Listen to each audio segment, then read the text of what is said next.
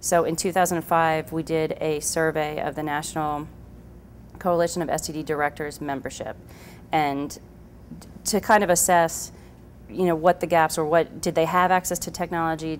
Were they asking questions of their patients about online sex partners? What were their barriers? What were hindrances?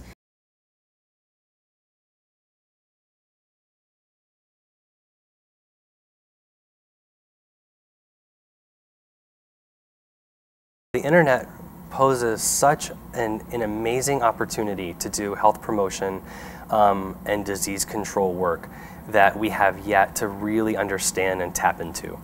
We pitched an idea to our division director and said, you know, we need to write some guidelines. There's, you know, California's been doing this for a while now, Boston's been doing this for a while. We know the right way to be online, notifying partners, and reaching out to people that need this information.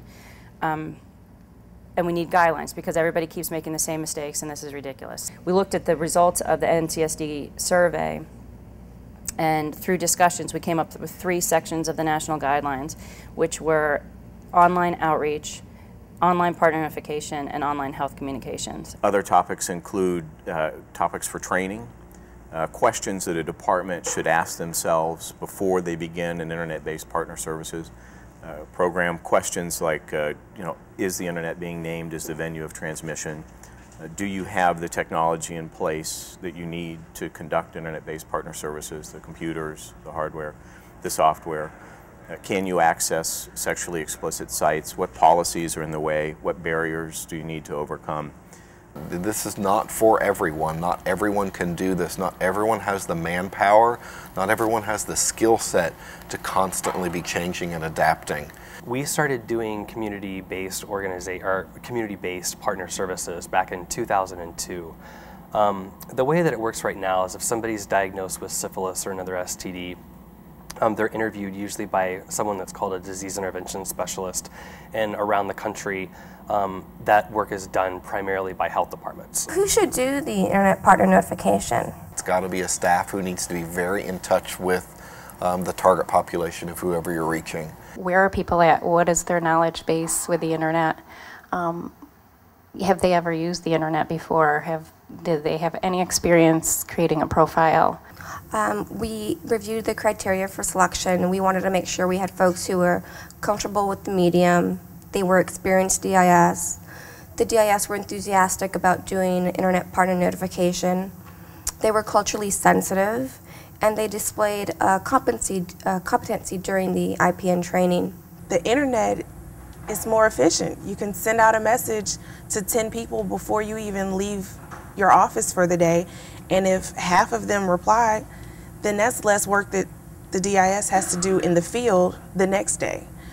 Early on, our subject line would say, urgent health matter, read at once. And then a second message to that was, this is no joke, read and respond. And then it was changed to urgent health matter, read and respond. And then it was just health matter. And then lo and behold, the national guidelines came out, and there were a lot of great information in that, and there was a suggestion of no subject line. And we're like, okay, that's even better. So we did that. We changed it to no subject line, and lo and behold, the responses increased. We also changed the language in our letters. We went from a very vague phrase, I'd like to speak with you regarding an urgent health matter, and now we've changed that to, I'm emailing you because someone you met recently was diagnosed with a sexually transmitted disease. So we became a lot more specific. Of the notifications that I've sent out, about 50 to 55% have responded to the DIS within 24 hours. And to me, that's a step in the right direction because we want to get them into the clinic or at least contact the DIS as soon as possible. Prior to PENS Houston, we were eliciting maybe one partner every other interview. And for that pilot period, we were eliciting 3 partners for every interview. And we were able to elicit clusters as well. In 2006, we had 2 investigations of primary syphilis, and in those 2 investigations, between those 2 rather, we had 71 internet contacts elicited. And an important log to also maintain was the database to develop partner information. So in this database, we wanted to make sure we had the profile names.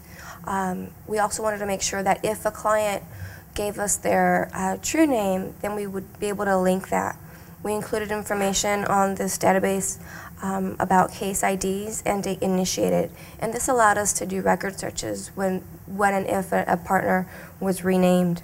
Few of us ever ask our customers, well, what do they really want? One question that we do ask is, how do you want to converse with your disease intervention specialist? Because it will occur, but you have the option or the opportunity to do it in 3 different ways. You can communicate through PINS Houston, you can communicate through email or by phone. When we first went to focus groups in San Francisco, we said, do you want an email from a website saying get tested every 3 months? Everybody seemed to hate the idea. And then we said, well, what would happen if you could choose the interval at which the website would send it to you? And all of a sudden, the tone changed. People really liked the idea. And one of the messages we got from that was that, and it's quite natural, that we attach a lot of importance to control in our lives. And that if we can control how frequently we get a message from a website saying whatever it is, that's not the same kind of big brother message that whether it's the website or the government or your local CBO is saying, do this. This is leveraging the internet in such a way that it can help us out, we get control, everybody wins. And up to now, a lot of the dialogue has been, one of us in a public health department will say, Manhunt, Craigslist, Adam for Adam, do this, we think it's the right thing to do. And what happens if a website refuses? Well, when a website refuses, we try to explain to them what exactly the role of public health is and why we would like to be on their website. Just because you can't get on to one website doesn't mean you need to give up. We, as a public health community, need to sit down and come up with some gold standards or at least some agreement on what we define as success.